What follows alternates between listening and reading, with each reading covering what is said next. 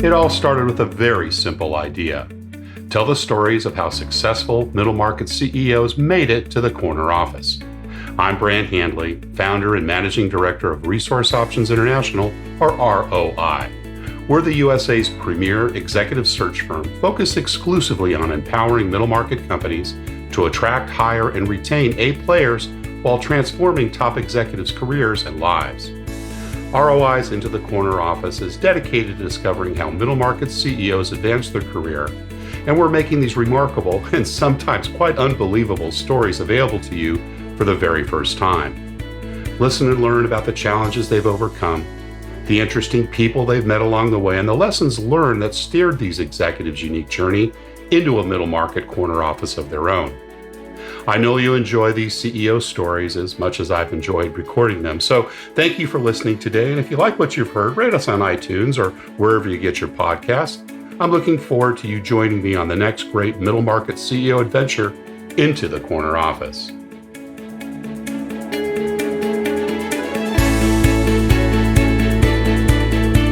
My guest today is CEO Mike Hollenstein. Mike joined the roster at eyebobs in July of 2016. As VP of Direct, he was responsible for expanding the direct-to-consumer business, which includes e-commerce and catalog. In December of 2017, Mike was named CEO and continues to utilize his collaborative style and passion for building eyebobs' unique brand to drive the business forward. Prior to joining eyebobs, Mike was Vice President Merchandising for Sportsman's Guide, and previously to that, he led the direct purchase division at G&K Services, and from 2000 to 2008, he helped build the Duluth Trading Company business as Vice President of Product Development. Mike Hollenstein, welcome into the corner office. Thank you very much, Brent, for the opportunity. Oh, this is great. Well, listen, it's terrific to connect with you on Thanksgiving week. Of course, our listeners won't hear this until sometime in February, but we really appreciate you carving out some time before you carve out the turkey. Exactly. We like to always start a little bit with the early years, and maybe you can tell me a little bit about, where you grew up and what your early family life was like. Absolutely. So I grew up about 30 miles west of Milwaukee in a small town called Pewaukee. And I grew up in about 100-year-old farmhouse in the middle of cornfields, and really had a great upbringing. Obviously in the early days, it was, we weren't by any means in a tough spot in terms of finances, but we didn't have a lot, and we spent a lot of time. Were your parents farmers? I mean, did they work the farm? They weren't. No. It was actually, so we lived in this old farmhouse that was once a farm. But my parents were not farmers. What did they do? What were their professions? Yeah, so in the early days, my mom was actually a shorthand teacher, so she taught how to write shorthand. And then my dad was actually a ticket service agent for, at the time, it was called North Central, and then Republic Airlines, and then ultimately Northwest in Milwaukee. Got it. So he commuted in every day or longer flights, I'm sure, as well. Yeah, he did. Brothers and sisters? Yeah, I had an older sister. She's 4 years older than I am. And, tell me a little bit about how either your sister and or your parents influenced you growing up. What were some of those early lessons and things that you took away from your childhood? Yeah, I would say that our childhoods were really focused on hard work. We started working early in our lives. I spent a lot of time working as a caddy when I was about 11 years old. And after that, I worked at a gun club that was very close to us, pulling skeet and trap, and also worked around the house a lot. So we always had our chores. And, like I said, we didn't have a whole lot of toys and stuff in the early years. But we definitely spent a lot of time making fun with things that we had outside. Kind of a rural area were you in, or the old country schoolhouse, or did you commute into the city for school?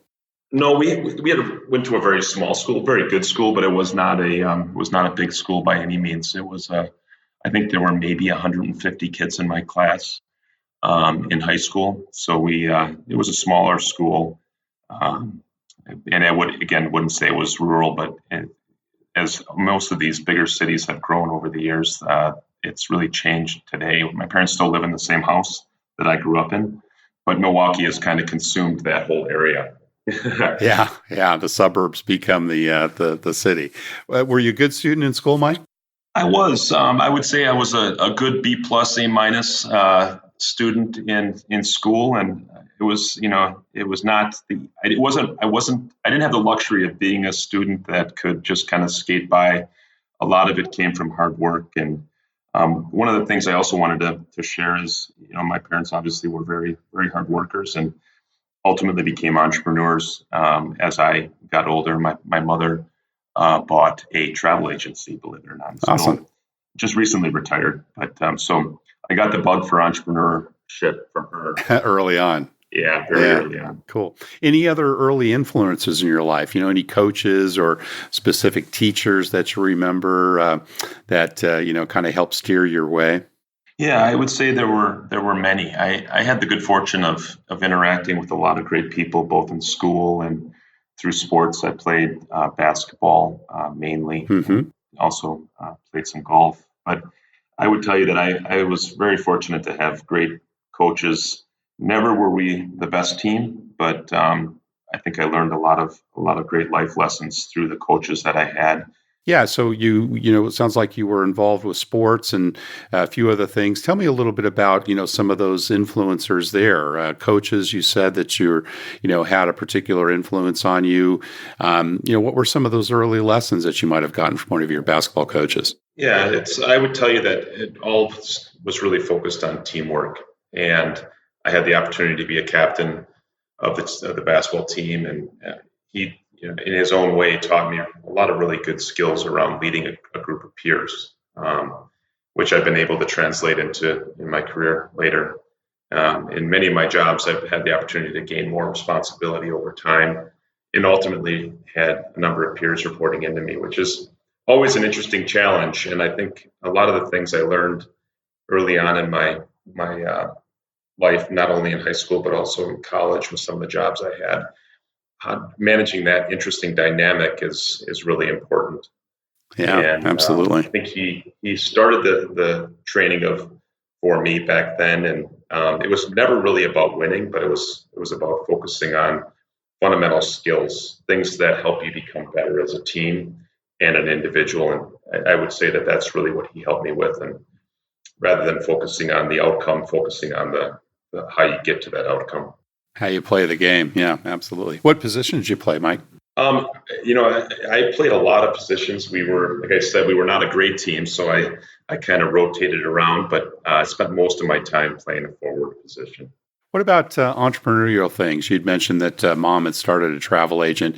Did you have the ubiquitous paper route, selling Christmas cards or, other types of stuff that generated entrepreneurial skills at that early age? I think so. Like I said, we were expected to work very early on, and I spent a lot of time, like I said, caddying, and then ultimately the gun club. But I think where my kind of the salesmanship and entrepreneurial spirit really took place, or kind of was cast, was at a shoe store. So I was a shoe salesman Right. in high school, and we got $1 a pair, and Nice. I have very fond memories of those days where it was such a compliment to have people come back and seek you out, even though I only worked a few days a week, and because you would think that selling shoes is not that important, but it was wonderful to build a client base of people that appreciated what we were doing. So That's awesome. That's yeah. awesome. What about part-time jobs during college or later in high school? Did you do other types of things to either support your education or those odd summer jobs to save up money for tuition? I think I, like many of the listeners, did pretty much anything and everything to scrape together the funds to not only pay for college and also just expenses. But I actually, so it's interesting. I paid for. I had always had an interest in aviation and flying. Like I said, my dad worked for the airlines as a ticket agent, and I started flying when I was 16, actually, Oh, as that's awesome. a Cool. private pilot. And Yeah. that's really what drove me in term when I was working. I paid for the instruction and the hours, and So I think, ultimately that I always had a goal for why I was working. Later in life, it became obviously about funding my college and spending money. But in college, I actually did a number of jobs in the summer. Everything from delivering pizzas to working in a warehouse to Right. delivering food and anything and everything. But I also had the good fortune of having a number of internships starting the summer after my sophomore year. Um, and I also was a basketball official in high school for rec basketball. Ultimately, became a supervisor. So again, another example of when I had the opportunity to be an official, then became a supervisor, and then had to lead a group of people that were formerly my peers, which was really helpful in my career. Awesome. Did mom and dad help towards tuition, or were you pretty much on your own? They helped toward tuition. Absolutely, they helped.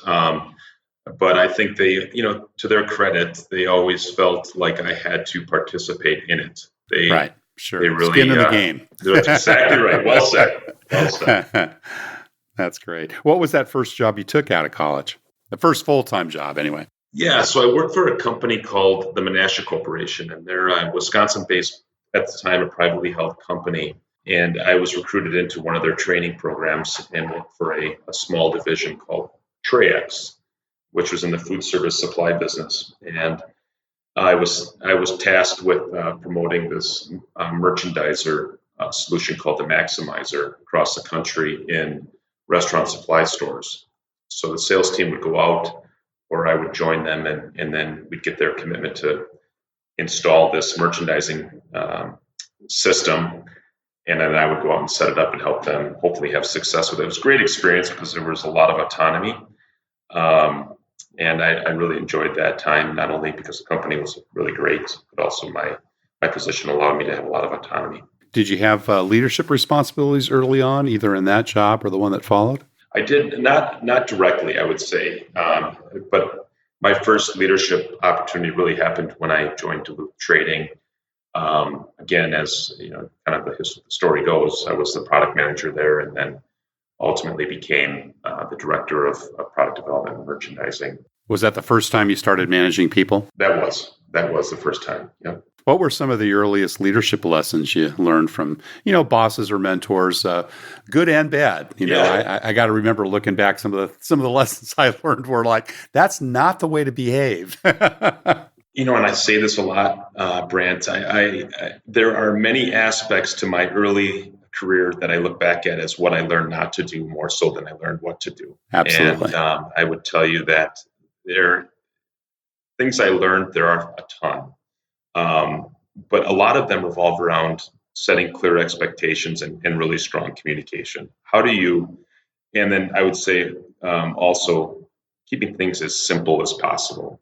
Oftentimes, I think in business, we overcomplicate things, and there's so much elegance and simplicity versus, it's overcomplicated 100 objectives and give me a status update on all 100. We really try to keep things simple here at eyebobs because we want to spend the majority of our time figuring out how to better serve our customers than really focusing on minute details.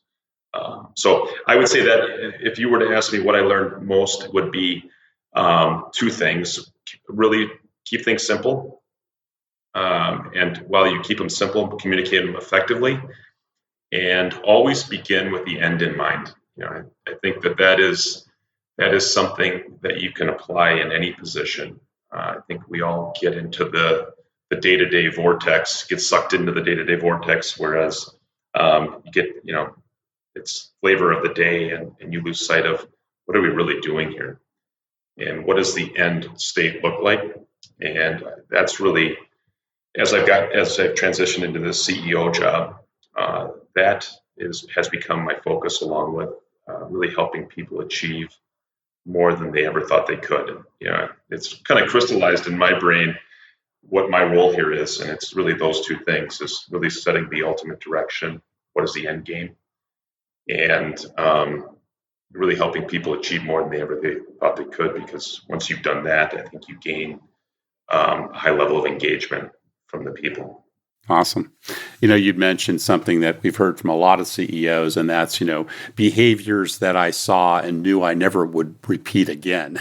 Right, Because, exactly. the way it made me feel or whatever. And without mentioning any names, what would you say was one of the worst lessons you've learned from a previous boss? I would say inconsistently inconsistent. I like that. Yeah. I, there is a lot, there's a lot of things going on when you're CEO of any company, no matter how big or small, and it can become overwhelming. And I think a lot of times, well, and really in any capacity as a manager, right, you're dealing with a lot of interpersonal things, you're dealing with a lot of business issues.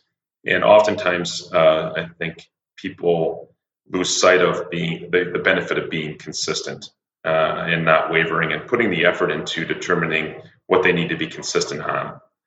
And probably the biggest challenge, or the most important thing I've learned from a previous leader that I worked for, was let's try not to be inconsistent. Let's try to have strong commitment to our well thought through objectives, and let's not make it flavor of the day.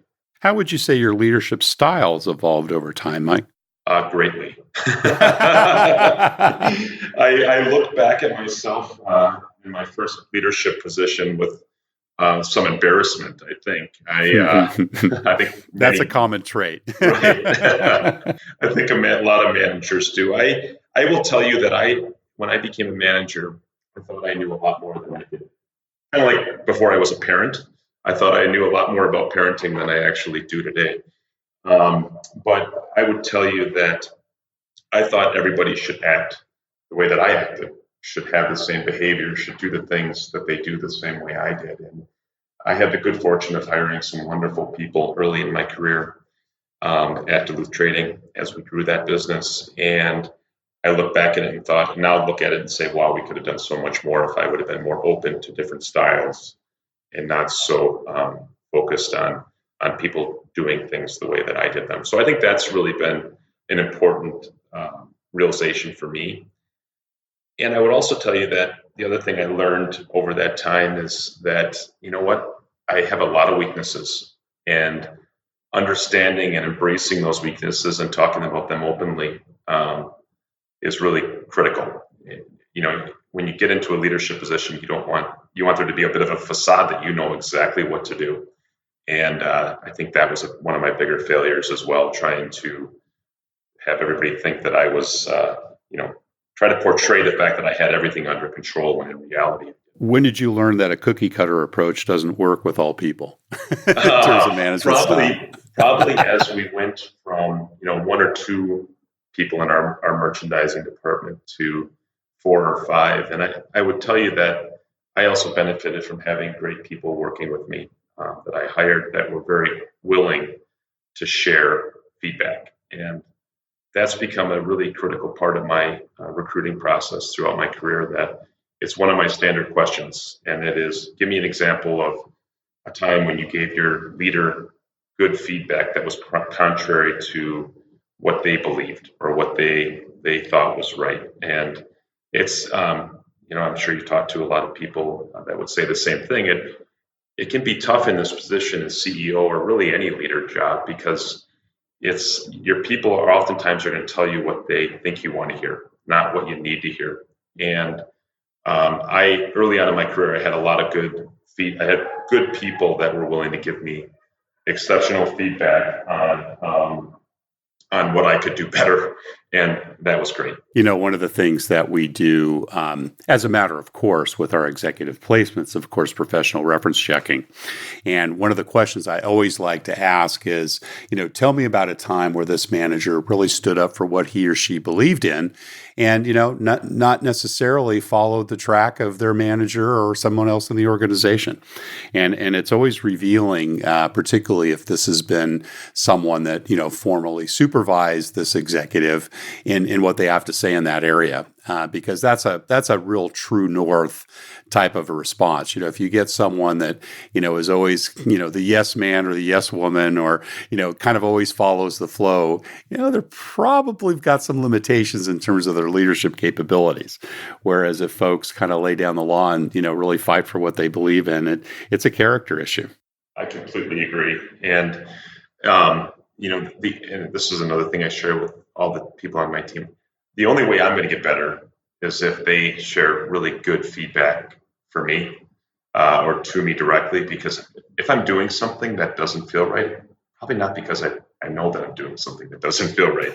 Yeah. So, and that's been great. I think when you empower your people to speak freely with complete openness, that's when change happens. That's when you've given them permission to bring a different point of view, that's when you can have innovation at a company, and that's when you can really move a business forward. And that's been critical for me. It's still hard for people, no doubt about it.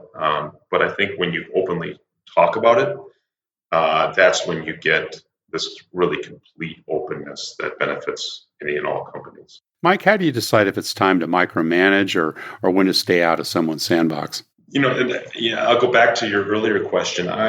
The jobs I loved the most were the ones where I had autonomy to do the job, and I wasn't micromanaged. I was given good guardrails. So I always start from there, and I really hire people that want autonomy. And I can share some of the tools we use later on. But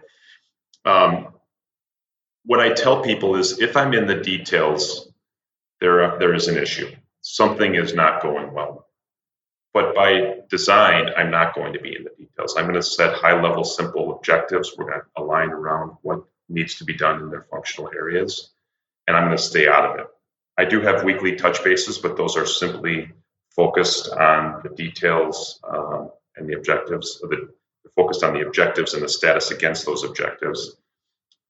If I'm getting into the details, that would mean that we're not achieving at the level we need to achieve on in each individual area. And that's really what I do. I'm not somebody that is in the details, because if I were to be, for the people that we've hired, it would not go well.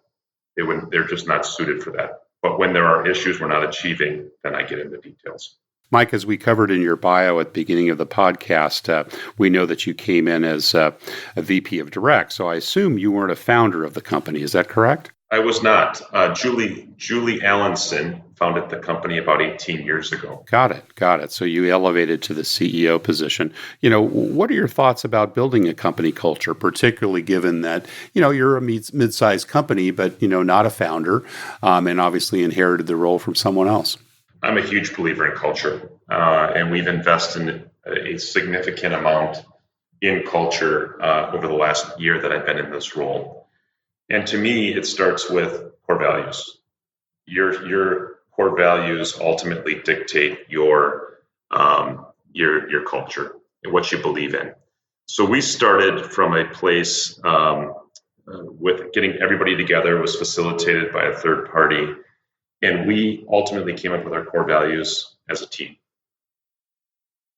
which really was important to me, to make sure that we were aligned as a team around them, and it didn't come from just the executive team. It truly was all company effort, and we now have core values that we all believe in and hold each other accountable to. Now, this was done after you were promoted to CEO. Well, which is interesting. So this is an interesting story. So Julie Allenson founded the company.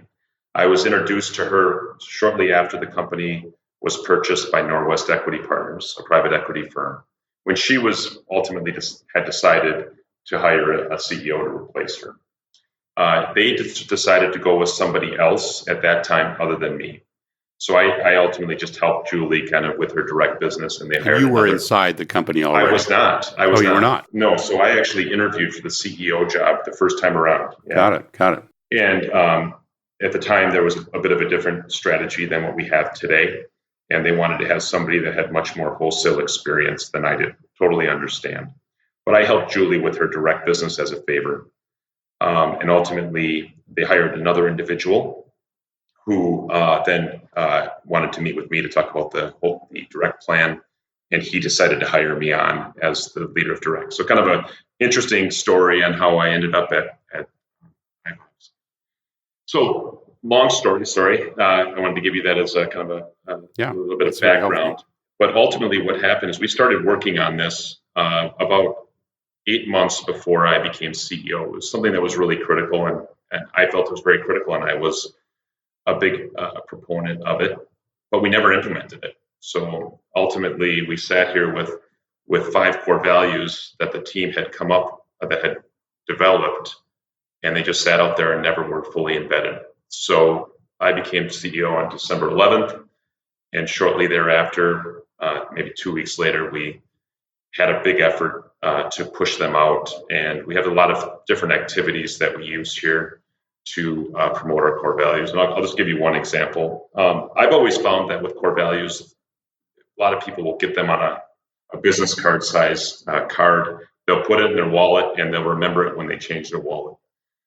So we post them everywhere in the building. And then we have this wall with corkboard with the core value above it, and then a card, so that when you see this core value in action, that you write it down, the person's name and what you witnessed, and you put it on the corkboard. So we've been doing that since the first week in January, and we've cleaned that board off, I think 5 times, or those 5 boards off 5 times. And we talk about our core values on a daily, weekly, monthly basis. Every monthly meeting we have, I talk about our core values. If you have to put the effort in, if you believe in the core values, to make sure everybody is really thinking about them on a day-to-day basis. So, and again, core values equal culture. And so I believe that we have to live up to our core values to have the culture. We have to use our core values to hire, in the hiring process. And I think we've seen some really good progress there as an organization. We could validate that with some people that work here, but I think they would tell you that it's critical for our long-term success to live to our core values. What do you think is most unusual or perhaps unique about your culture at eyebobs? I would tell you that we are focused on being true and authentic, being who we are.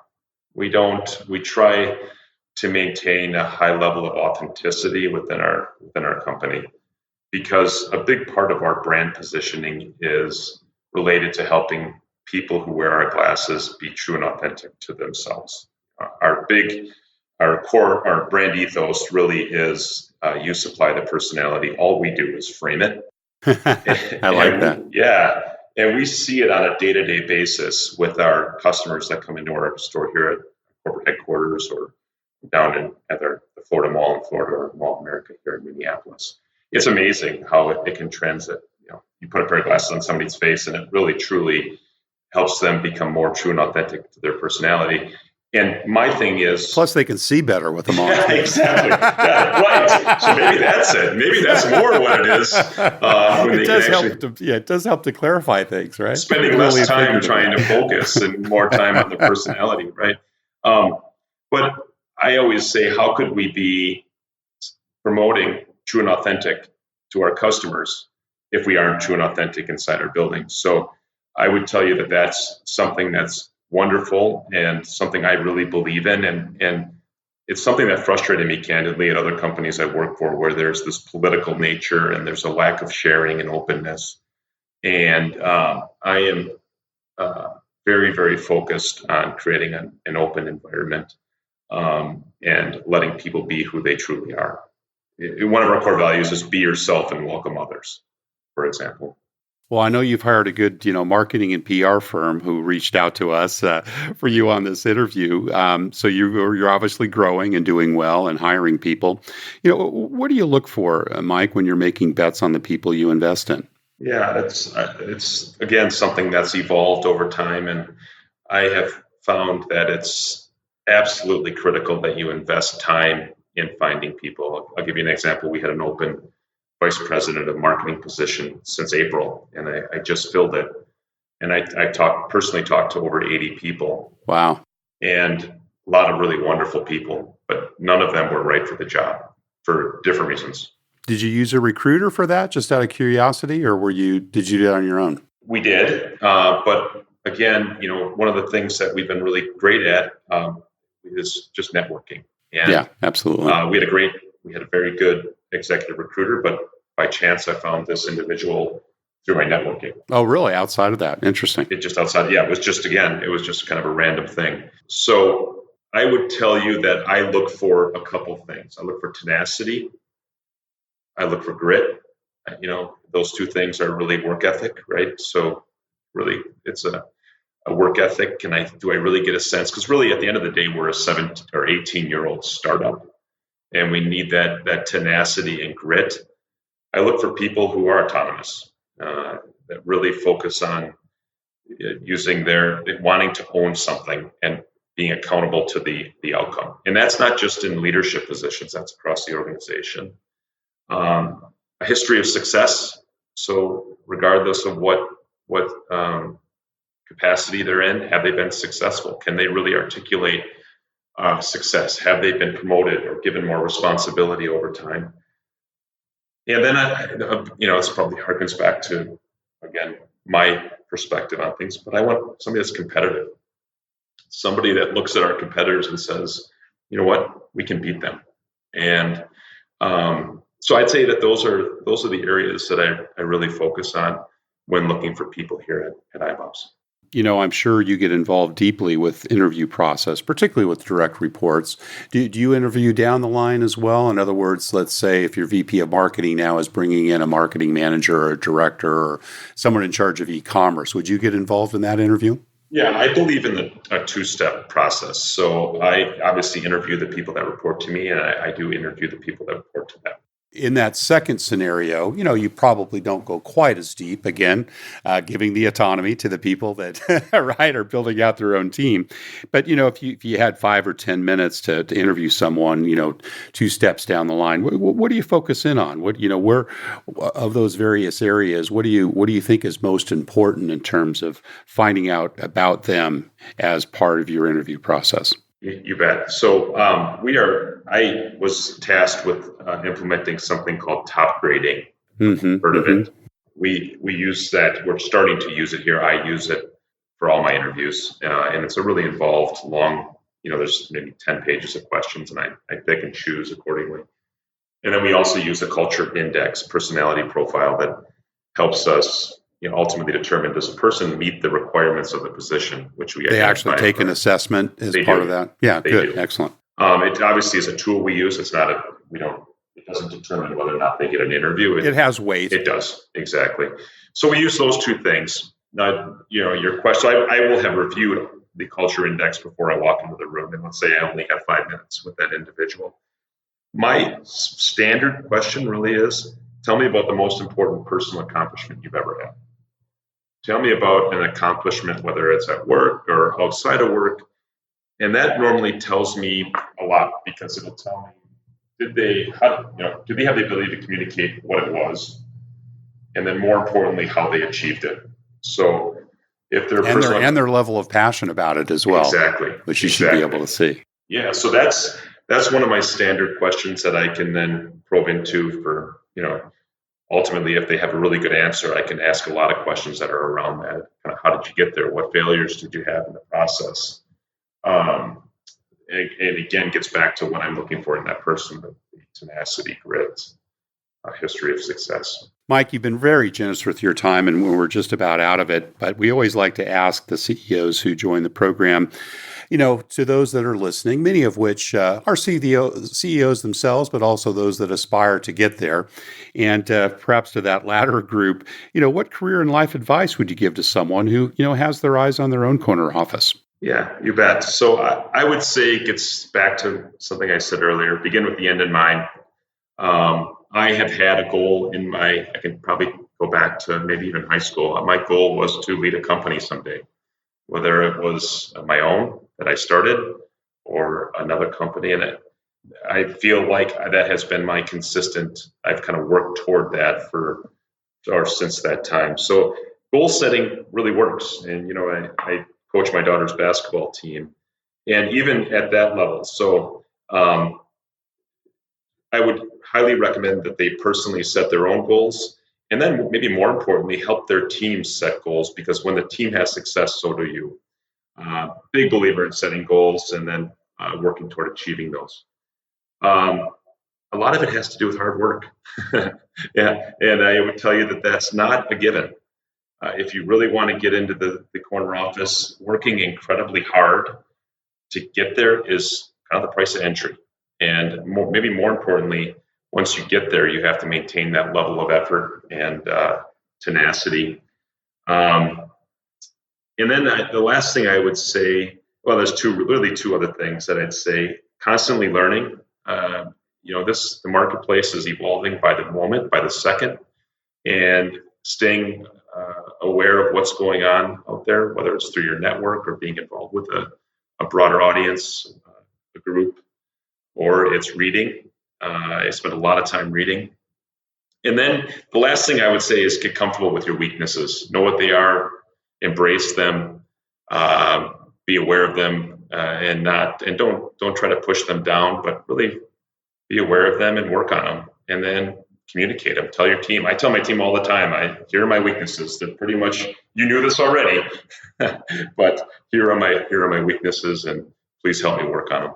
Well, Mike Hollenstein, thank you so much. We really very much appreciate you sharing your journey into the corner office and your leadership and management experiences. And best of luck as you continue to grow eyebobs. Thank you very much. Thank you for listening to Into the Corner Office with Brant Hanley. We hope you enjoyed hearing our guest CEO's story as much as we did. If you want to hear more CEOs reveal their journey into the corner office, please subscribe via iTunes and tell your friends and colleagues. For more information about Brant, Resource Options International, and the mighty middle market, visit www.goforroi.com. We look forward to having you join us for our next episode.